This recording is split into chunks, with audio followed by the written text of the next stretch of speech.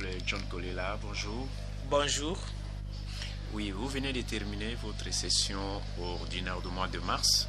Vous pouvez nous dire quel est le bilan sur le plan parlementaire de cette session qui vient de s'achever? Oui, merci beaucoup Alpha. Parler du bilan de la session de mars, c'est une question importante pour étayer et expliquer à nos auditeurs pour comprendre ce qui s'est passé réellement au niveau de l'Assemblée nationale.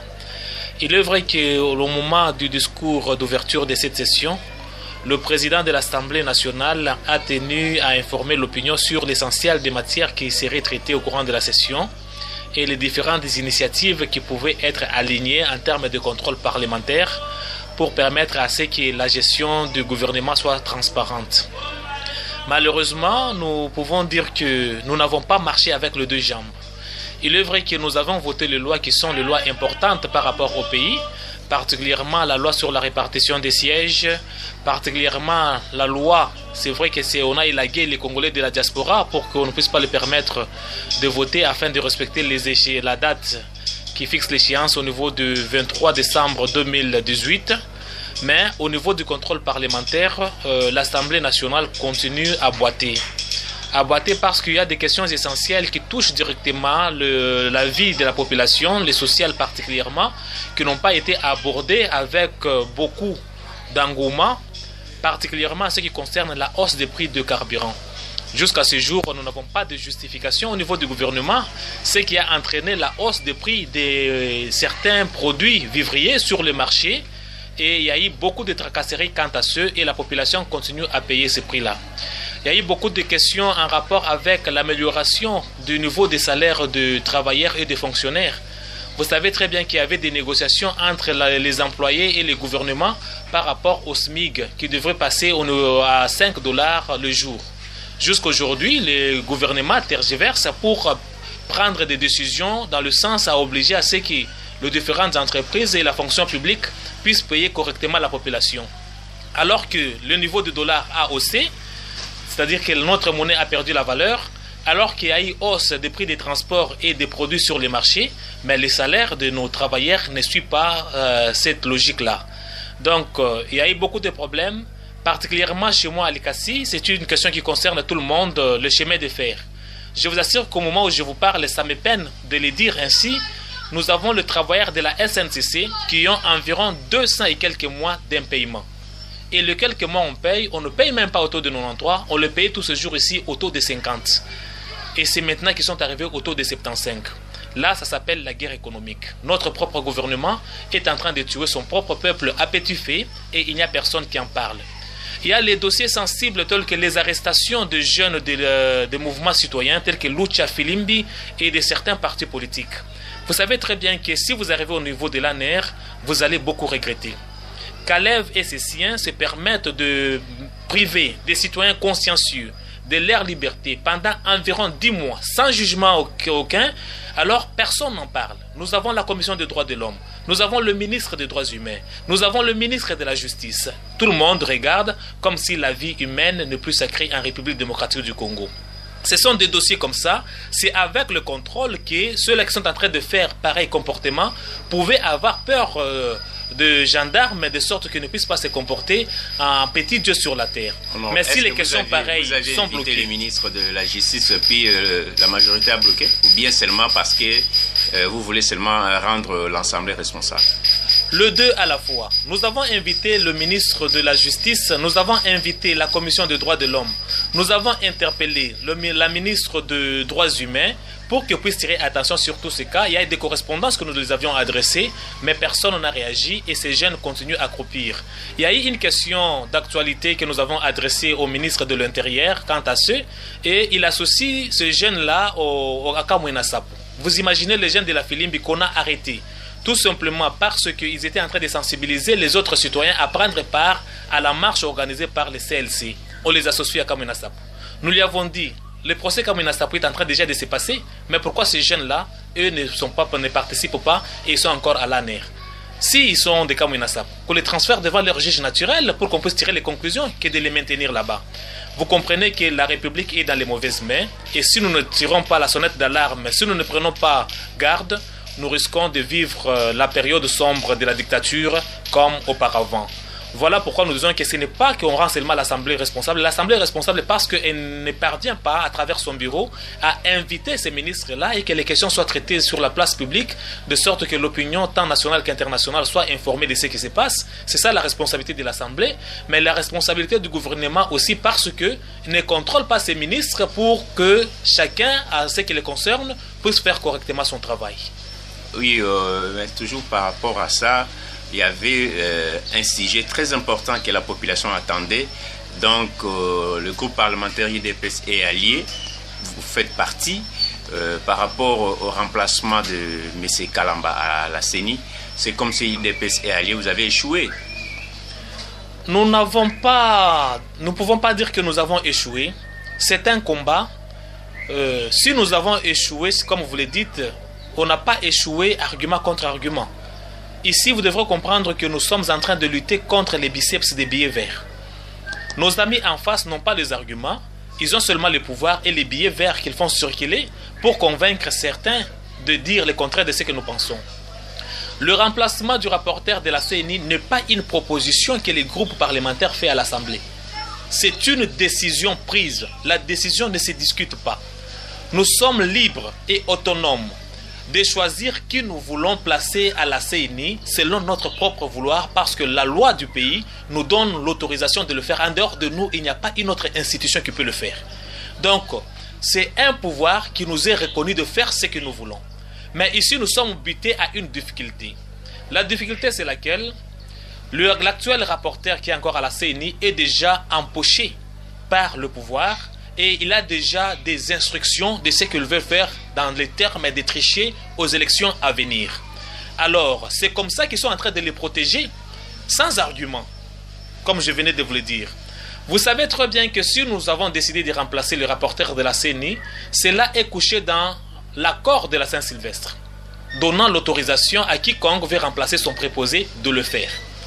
Et on nous avait donné, selon cet accord, 14 jours à dater du 31 décembre 2016, c'est-à-dire au plus tard le 14 janvier 2017, il fallait le faire.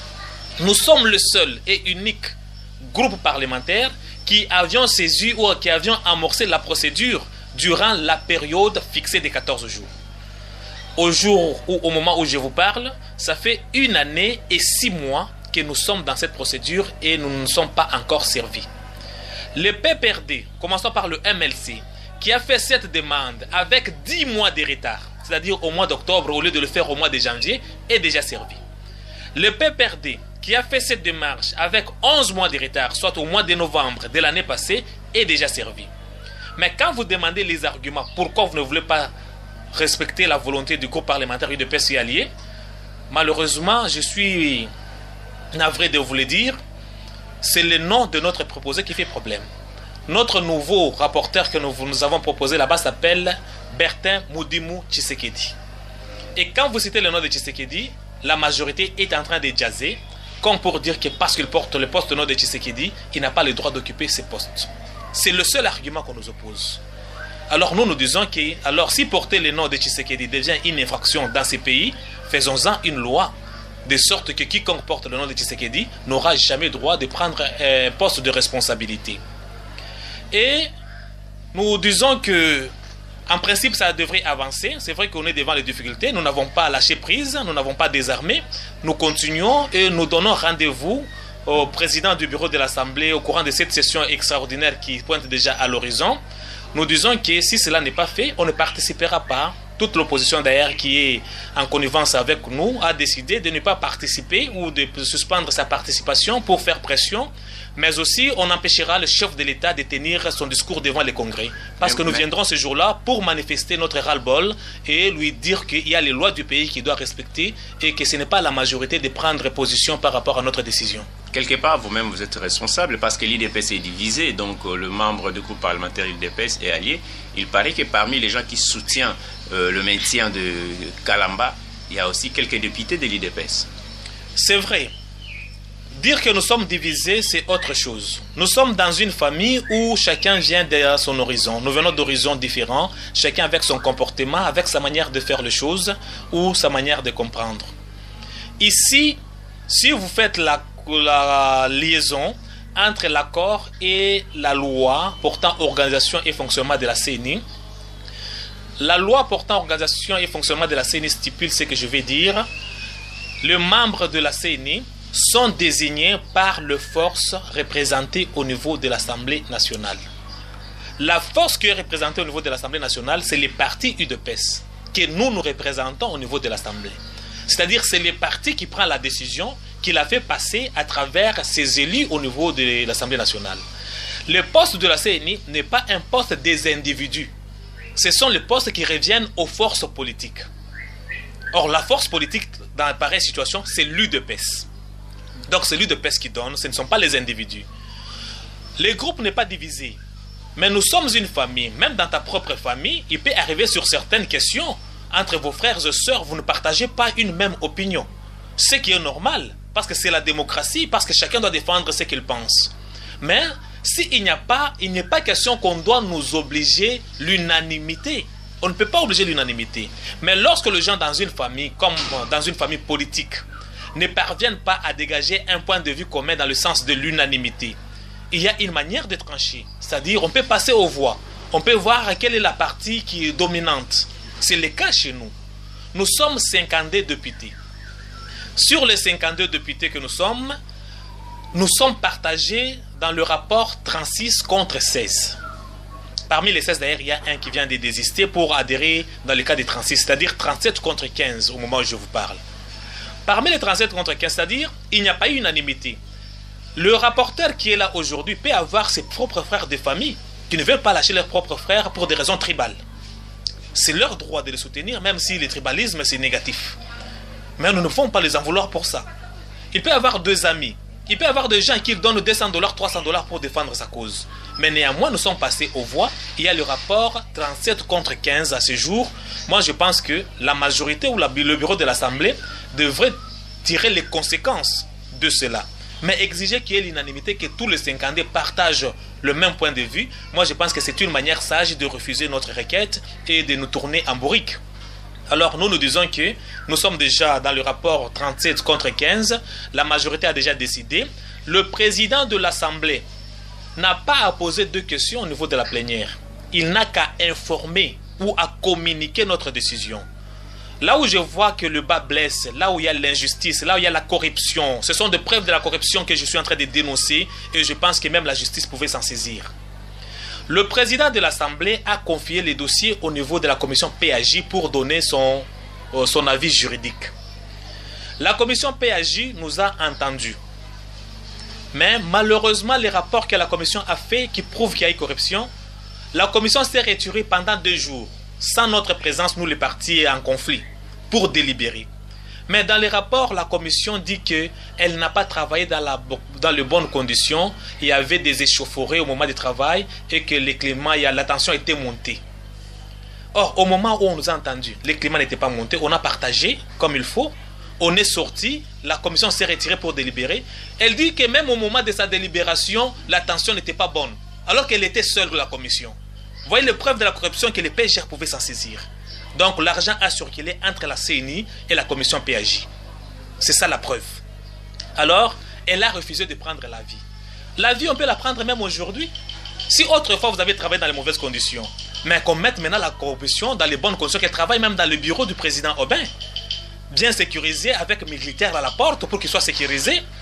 En ces cas-là, elle pourra prendre l'avis aujourd'hui et demain, on pourra rendre cet avis-là devant la plénière. Et devant la plénière, le président n'a pas demandé qui veut que Kalamba reste et qui veut qu'il parte. Non.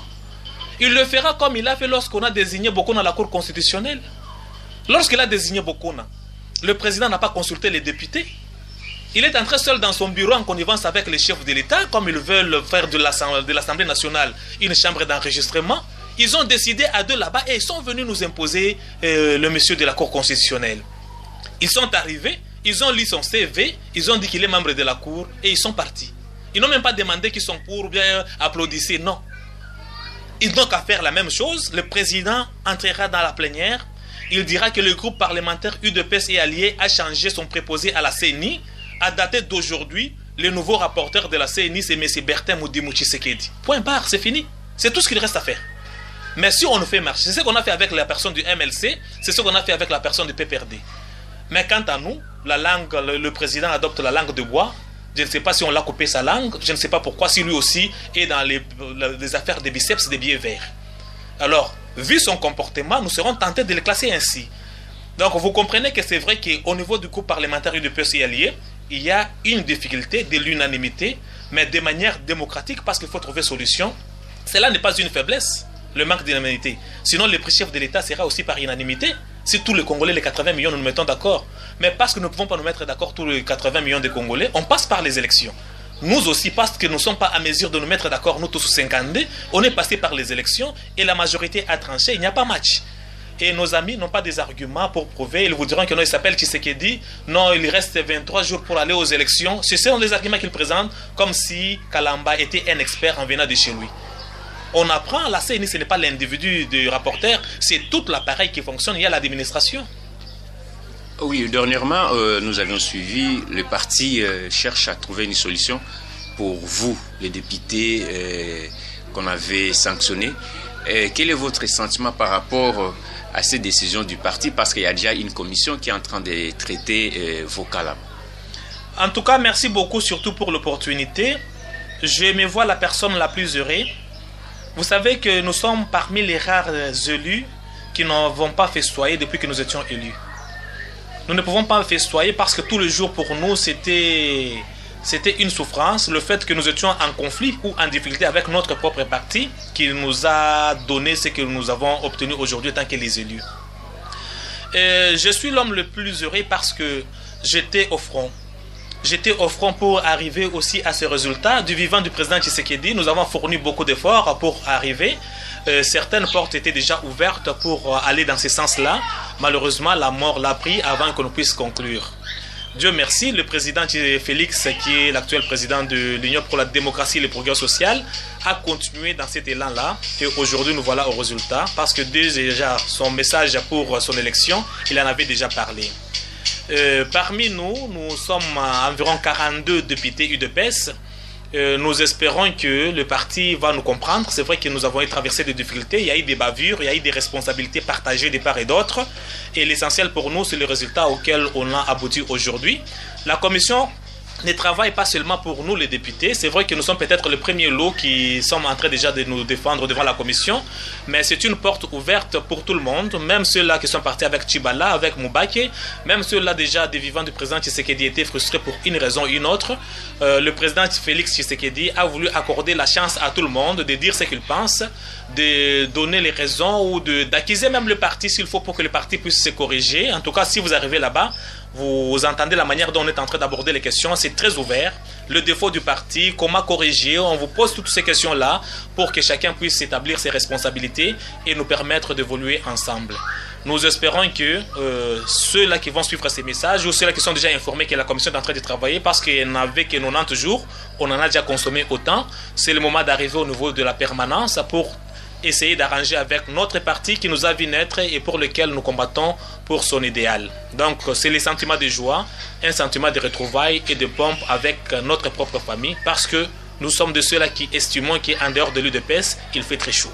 Oui, avant de terminer, honorable John, il y a des tentations au niveau de l'AMP présenter Kabila comme candidat. Or, la Constitution ne permet pas. Êtes-vous d'accord avec le troisième mandat du président Joseph Kabila? C'est une manière de nous insulter. Dire que Kabila peut se représenter comme candidat parce qu'il est le seul qui mérite, c'est une manière d'insulter 80 millions d'âmes. Une manière d'insulter, une manière sage d'insulter même les générations à venir. Quelqu'un qui vous dit cela, en d'autres termes, il vous dit, nous tous nous sommes des fainéants, sauf Kabila. C'est ce que ça veut dire. Moi, je dis que le chef de l'État doit ouvrir les oreilles pour écouter les bons conseils. Je vous ai toujours dit que j'aime beaucoup le chef de l'État, mais avec bâton à la main. Chaque fois qu'il dévierait, je frapperai pour qu'il rentre dans le droit chemin. Il a déjà fait ses 2 mandats. Si à la majorité, ils n'ont pas de candidats, ils peuvent aller louer ailleurs. Nous disons que le 23, il faut qu'il y ait élection, sans machine à voter, sans M. Kabila qui devient sénateur à vie, parce que c'est la volonté du peuple congolais exprimée à travers la Constitution telle qu'elle est d'application jusqu'à ce jour. Si M. Kabila dépose sa candidature, je vais voir quelle est l'institution qui va agréer cette candidature-là. Si c'est la CENI, si c'est la Cour constitutionnelle, ça sera une déclaration de guerre contre la République. Un dernier mot. Le dernier mot, c'est que le peuple congolais, les auditeurs qui nous suivent, doivent être sereins. Cette République ne changera pas parce qu'il y a les opposants, mais cette République changera parce que nous tous, étant que citoyens, nous avons des responsabilités pour la sauver, parce que chaque citoyen est un soldat de la République. Être soldat de la République veut dire protéger la constitution de son pays. M. Kabila ne peut pas postuler pour la 3e fois parce que c'est vous, citoyens, qui l'avez interdit à travers la Constitution. Le rapporteur de la CENI doit être remplacé parce que c'est la volonté de l'institution habilitée à le remplacer. Et tous les manœuvres dilatoires de la majorité, nous devrons nous liguer ensemble en regardant tous dans la même direction pour nous souder mutuellement afin de sauver la République qui est en danger. Le jour reste à compter parce que d'ici le mois de juillet, c'est le dépôt des candidatures à la présidence ainsi qu'à la députation nationale. Nous demandons aux citoyens consciencieux de suivre les éclaireurs comme la SENCO est en train d'éclairer sur ces questions-là qui sont certes de politique, mais qui concernent la vie sociale de notre société, de suivre les citoyens qui sont en train de défendre la Constitution. Nous ne demandons pas de nous suivre, nous politiciens, mais de suivre la Constitution. C'est tout ce que nous vous demandons. Oui, on ne pouvait pas terminer dans une minute. La libération de Jean-Pierre Mbemba, pour vous, ça vous dit quoi? L'IDPS est en train de trembler? Non, nous ne pouvons pas trembler. La libération de Jean-Pierre Mbemba, nous étions contre son arrestation tout ce temps. Vous connaissez notre position. Ça nous a réjouis. C'est un fils du pays. Il a des énergies. Il a la force pour contribuer au changement et à la libération de ces pays. Durant cette période, ce n'est pas le moment de prendre les haches les uns contre les autres. C'est le moment de nous souder les coudes pour marcher ensemble. Tout ce que nous demandons, c'est que nos leaders, qu'ils soient de l'UDPS, de l'UNC, de G7 et autres et du MLC, qui se mettent d'accord pour fédérer nos forces afin d'obtenir le résultat que le peuple attend de nous. Nous ne pouvons pas être contre Jean-Pierre Mbemba, c'est un citoyen de la République, il a un apport à donner par rapport à l'avenir de la République. Merci, honorable John. C'est moi qui vous remercie.